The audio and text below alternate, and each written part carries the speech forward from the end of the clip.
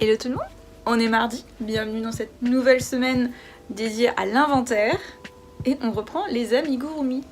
Et regardez ce que j'ai fait, je viens d'apprendre à faire ce petit amigurumi d'une Raymanta. C'est rapide, c'est mignon, je suis très contente. J'ai posé comme objectif d'en faire 5 ou 6 je crois et ça va être possible en une semaine de les faire. J'ai assez de fils bleus, le fil blanc j'en ai plein, aucun n'est pareil mais il en faut vraiment très peu. On va y arriver, on va avoir de quoi faire.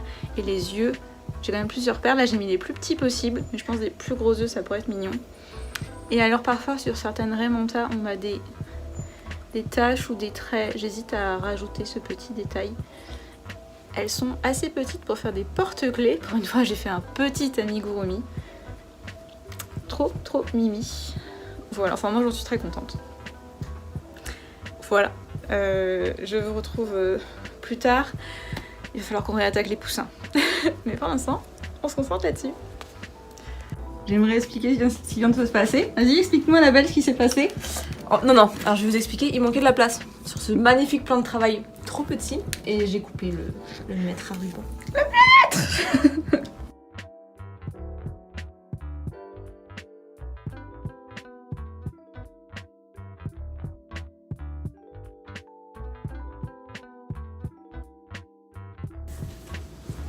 Du coup, on est mercredi et je continue à faire mes petites Raymanta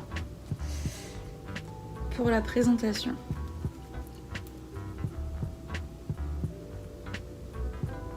À la fois c'est pratique et à la fois elles sont un peu trop petites pour ce présentoir. Donc je ne sais pas si je vais changer le présentoir ou pas. Et du coup je fais des preps, c'est-à-dire que je fais que blanc, puis après je fais bleu et je fais un peu à la chaîne plusieurs étapes pour avoir cette satisfaction à la fin de tout finir. Et ça avance bien. J'ai enfin compris le patron qui est hyper simple et pourtant je me rendais compte que je faisais un rond de trop et après ça compliquait tout le reste et c'est bon, là je l'ai en tête. Donc on va continuer à avancer là-dessus aujourd'hui, sauf que cet après-midi Flo m'a demandé de venir pour l'aider à installer, à voir comment on va installer la dentelle pour le salon. Donc je vous retrouve cet après-midi pour voir si on trouve des solutions. Je suis donc chez Flo et elle a eu une super idée pour le salon de la laine. Non seulement l'entrée est gratuite, mais les visiteurs auront un petit cadeau qui va nous permettre de compter le nombre de visiteurs. Ils pourront repartir avec une petite pelote de 25 grammes de laine de grenier, donc environ 25 grammes. Donc on a Flo qui prend des pelotes qu'on lui a données et qui essaie de refaire des pelotes. Et on va faire nous-mêmes des petits... le tour en fait, grâce à 2 pochoirs qu'elle a eu. Donc c'est vraiment fait à la main, de ma plus belle écriture, fibre en baie, 24 mètres 2025, Genêt, Normandie. Venez, nombreux. C'est gratuit, il y a des ateliers, il y a des conférences. Attends, voilà. Flo veut vous pitcher. Voilà, vous pouvez venir, il y aura des ateliers, des conférences, des artisans qui travailleront devant vous, des démonstrations, de la bonne humeur, des bons gâteaux, et puis voilà. Et un café tricot, toute la journée. Rejoignez-nous. Tout est gratuit. Voilà. À bientôt. C'est parfait. Alors on est jeudi soir et je me retrouve avec cette jolie échelle que mon père m'a rajouté de quoi le faire tenir. Je lui dis je vais mettre mon gilet, puis j'ai mais j'ai ça aussi, puis j'ai ça, puis en fait il est trop chargé maintenant. Donc heureusement Anna a un portant vêtements à me prêter, ce qu'elle va faire, parce que là j'ai plein de trucs hein. Et le but de ces vêtements c'est pas de les proposer à la vente. Alors je vais mettre une étiquette avec le temps de réalisation et du coup le coût que ça engagerait pour un faire-main. Alors si quelqu'un me passe une commande, très bien. Mais je pense qu'il va y avoir des discussions sur le prix des vêtements, tout ça. Et c'est des discussions que je veux avoir avec les gens qui ne connaissent pas l'univers du fait-main tricot et fait-main crochet. Voilà. Donc, entre-temps, si vous avez des idées de comment on répond à quelqu'un qui vous dit « mais c'est trop cher », Voilà. Et qu'il ne soit pas passif-agressif dans la réponse, parce que ma réponse est « Mais oui, je ne mérite pas de manger, vous avez raison. » Terrible, terrible. On peut pas répondre ça. Voilà. Bon, allez, je vais continuer de travailler sur les Raymanta ce soir.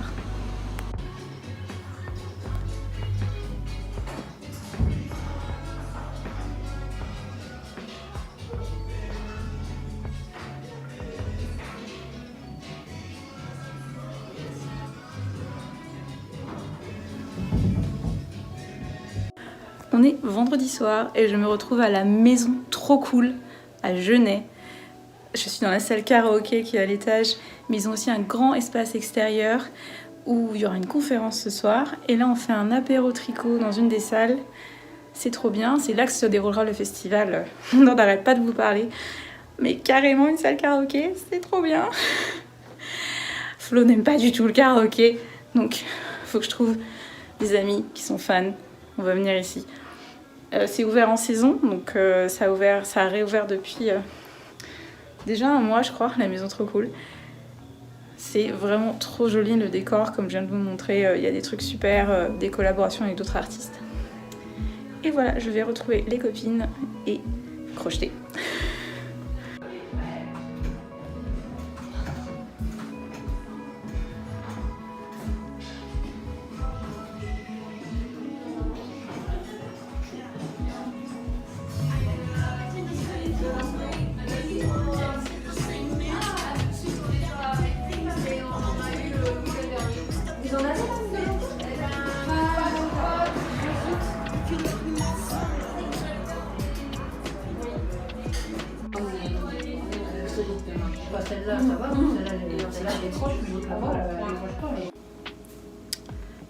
On est samedi et je suis à la bourre dans mes objectifs de la semaine. Qui est surpris?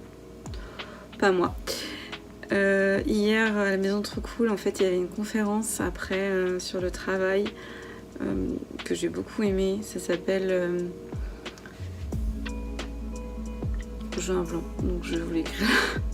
C'était très sympa et j'ai pas crocheté durant la conférence parce qu'en plus il faisait sombre. Et du coup, on en est toujours à aucune petite raie complètement finie. J'en ai 3 qui sont fermées et à qui il manque juste la queue. Mais en fait, je me suis rappelé qu'il y en a une que je vais donner à Louisa. Donc, il faut que je refasse mes comptes et que j'en fasse une base de plus. Ça va. Et j'ai quand même fini ce matin une autre guirlande de cœur. Je suis sur une autre qui va être finie aujourd'hui. Le dernier poussin est quasiment fini. Je voulais peser pour savoir s'il en reste assez dans celui-là. Est-ce que je tente d'en refaire un? Et si j'ai pas assez avec cette laine, j'en ai une autre. C'est juste qu'elle n'est pas la même couleur, donc je ne veux pas commencer avec ça, finir avec une autre. Et voilà, on est plutôt bien. Enfin, plus bien, non, on est en retard.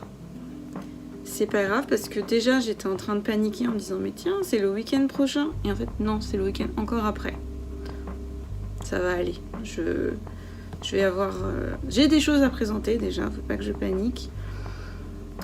Il faut aussi que je réfléchisse à l'activité que je vais faire durant la journée pour pouvoir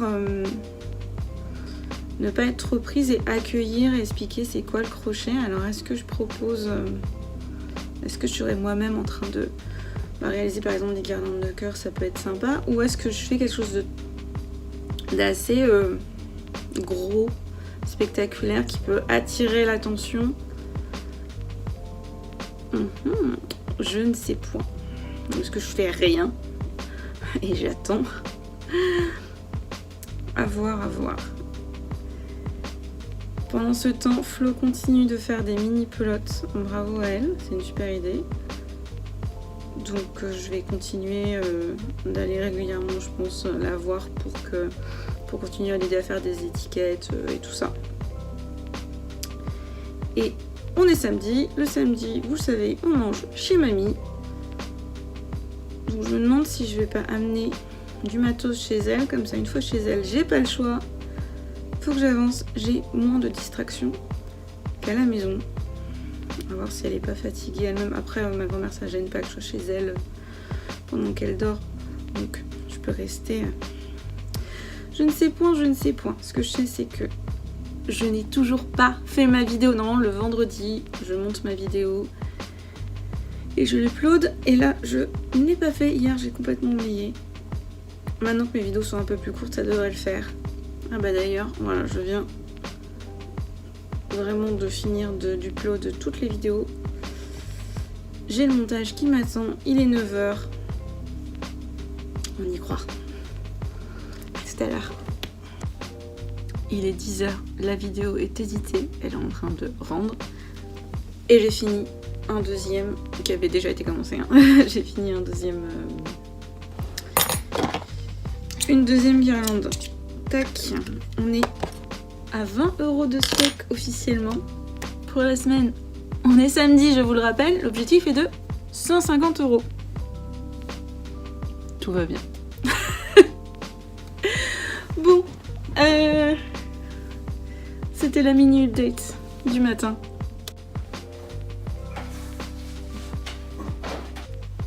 Et c'est le récap du dimanche soir. L'objectif est atteint. J'ai fait 3 guirlandes de cœur et 12 petites remontas. Elles sont là. Bon, j'avoue, il reste des fils à rentrer. J'en pouvais plus. Les poussins, les 3 sont finis au niveau des... les fils sont rentrés, il leur manque les yeux, donc ils ne sont toujours pas comptés dans le total. Mais ça va être quelque chose que je vais pouvoir finir la semaine prochaine. Et voilà. Un autre petit détail, je commence à penser aux détails que je vais avoir besoin de faire. Je n'ai pas de carte de visite, je n'ai pas de petits sacs aussi quand les gens vont acheter quelque chose. Et je me disais que je pouvais créer des petits berlingots, c'est vraiment la forme la plus simple à créer.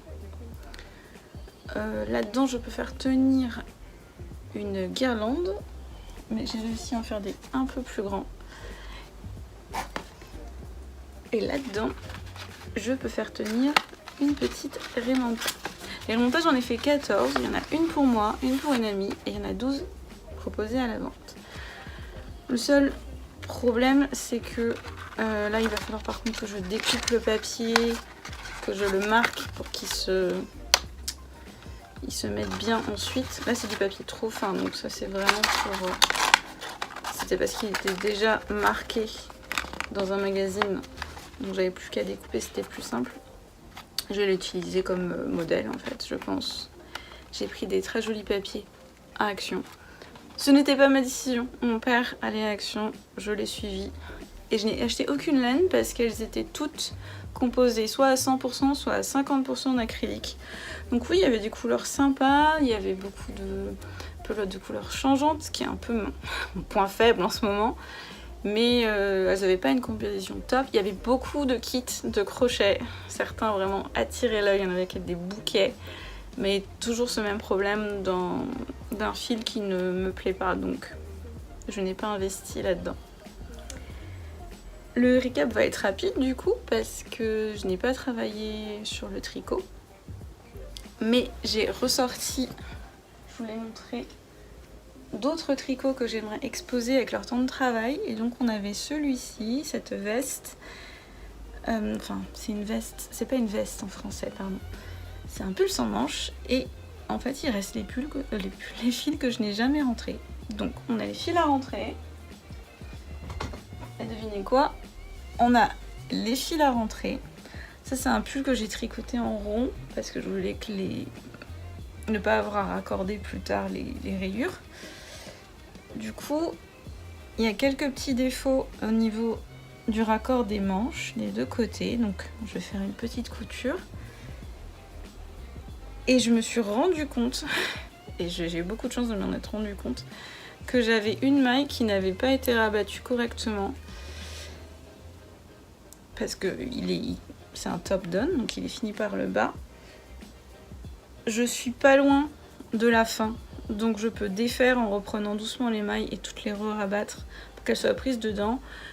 Ou encore plus simple, prendre un petit fil, la sécuriser et c'est bon. j'ai ce fil là à rentrer, mais sinon on est bien. Je pense que j'aimerais le bloquer quand même pour qu'il soit un peu plus détendu ici. Mais c'est de l'acrylique, alors je sais pas, plutôt avec de la vapeur que la détente. Et alors on a un haut fait il y a 2 ans peut-être, dont j'ai complètement rasé la couture du devant. Elle est pas du tout au bon endroit. Et du coup ça m'a énervée, j'ai arrêté, c'est dommage. Le devant est cousu, alors oui parce que c'est marrant, en fait la couture est sur le devant et sur le derrière. C'est un point très sympa, vous le connaissez, c'est le Fisherman Rib Stitch. C'est mon point de côte perlée, côte anglaise préférée. Mais alors les diminutions créent ce très joli bord sur le côté qui se fait durant le tricot. C'est un modèle Wool Addict. Et j'aimerais pas pareil le finir et l'exposer pour que les gens puissent voir ce que ça rend un haut d'été. On peut faire des hauts, enfin d'été. Si c'est un haut d'été clairement, c'est pas un haut d'hiver. Le tricot n'est pas cantonné à la saison hivernale et à l'automne. Et ensuite j'exposerai un projet que je dois défaire depuis que je l'ai fait. C'est un des premiers projets que j'avais fait. Alors j'adore le fil, c'est le fil Wabi Sabi de Katia. Je l'ai en rouge aussi, et là il est en vert. J'avais trouvé un patron gratuit de gilet très fluide, et en fait ce n'est pas fluide parce que je n'ai pas utilisé le fil recommandé. Et moi, ça tombe tout droit, et je n'aime pas ça. Il y avait des toutes petites manches, ça je les ai défaites, et puis j'ai jamais eu le courage de défaire le reste. C'est pas toujours le même point, donc l'effet est vraiment sympa. Et finalement, du coup, je vais pas le défaire avant le salon, je vais l'exposer parce qu'il est quand même intéressant à voir. C'est du crochet, pas du tricot. Je peux montrer que les points ne ressemblent pas du tout si je le compare à un projet tricoté juste à côté. Il est long, il m'a pris beaucoup de temps. Je n'ai pas noté le temps qu'il m'a pris. J'ai essayé de trouver mes notes et j'avais pas encore de bullet journal du tout à l'époque. Et j'ai du mal à me chronométrer. J'ai chronométré mon gilet Frida. J'ai mis 25 heures. À l'époque où je faisais pas beaucoup de crochet. Je pense pas que je gagnerais un temps fou dessus. De toute façon, il y a beaucoup de changements de couleur. Donc faut que je réfléchisse au temps que ça pourrait me prendre. Je crois que c'était un crochet de 8. C'était un gros crochet. Ou de 7 que j'ai utilisé. Donc on est sur... Ça paraît rapide, mais comme il est long, c'est pas rapide. Je sais pas, pareil. J'avais commencé à mesurer, j'ai pas mesuré. Celui-ci, je pense qu'on est autour de la dizaine d'heures. Parce que c'est des aiguilles de 7. Donc voilà, donc chacun aura une petite étiquette avec son temps de réalisation, sa composition, le nom du modèle et un coût estimé. Si je prends 15 € de l'heure plus le matériel, combien vaut un objet fait main, combien vaut un pull fait main. Même si j'aimerais amener une réflexion sur tous nos vêtements sont faits main en fait. Le t-shirt en coton que je porte, qui a été acheté par ma soeur, je ne sais où, mais qui a pas dû coûter cher. Enfin, pas, mais c'est pas de ce que je sais, c'est pas quelque chose d'un artiste entièrement fait main, coton biologique, mais il est quand même fait main. On n'a pas encore de machine qui nous transforme la fibre en tissu, qui la teint, qui la tisse, qui la découpe, qui l'assemble sans aucune intervention humaine.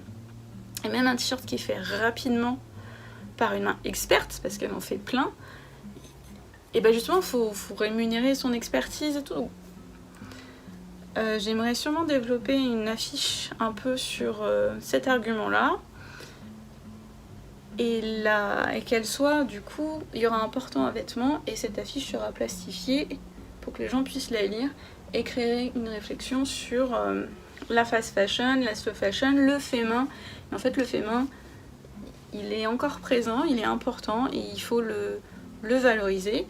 On n'est pas tous obligés de dépenser des milliers et des cents dans un garde-robe. Mais si vous voulez respecter le fait qu'il y a toujours une main humaine qui passe sur vos vêtements, qui y passe du temps, et respecter la planète qui nous donne les ressources pour créer ces vêtements, il va falloir y mettre le prix. Comment y mettre le prix? Est-ce que ça vaut le coup pour vous d'investir et d'apprendre à le faire vous-même, ou de rémunérer quelqu'un pour le faire? Il y a tout un truc à faire, hein. Je veux garder mes réflexions assez courtes sur le papier, mais qu'ensuite ça puisse engager une conversation avec moi, avec d'autres personnes, sans que ce soit moralisateur, sans que ce soit déprimant. Et c'est forcément déprimant dès qu'on sort les chiffres, ça fait peur, c'est chiant, sage, déprimant, parce que finalement les chiffres ils sont tellement... Enfin on parle de tonnes et de tonnes de textiles qui sont juste déposés sur des plages dans des pays plus pauvres que nous et qui n'ont pas le choix et qui subissent une pollution mais horrible. Donc oui, tout de suite, vous voyez, le ton est terrible, alors que moi j'ai envie de parler de la joie de créer ses propres vêtements, mais c'est aussi une importance, alors pas forcément de les créer, mais de réaliser ce dont on a besoin pour les créer, de l'humain et de la planète, et du coup repenser notre façon de s'habiller, ce qui n'empêche pas de se faire plaisir. Je balance plein de choses, mais c'est pas encore concret. Écoutez, jeudi qui arrive, j'ai un tricot café et j'espère pouvoir en parler avec plusieurs amis et voir si on arrive à trouver des phrases percutantes, mais qui ne font pas perdre tout espoir. Donc si vous en avez, bien sûr, mettez-les en commentaire. Voilà, on retiendra les petites remontas. Elles sont faites. Allez, à la semaine prochaine.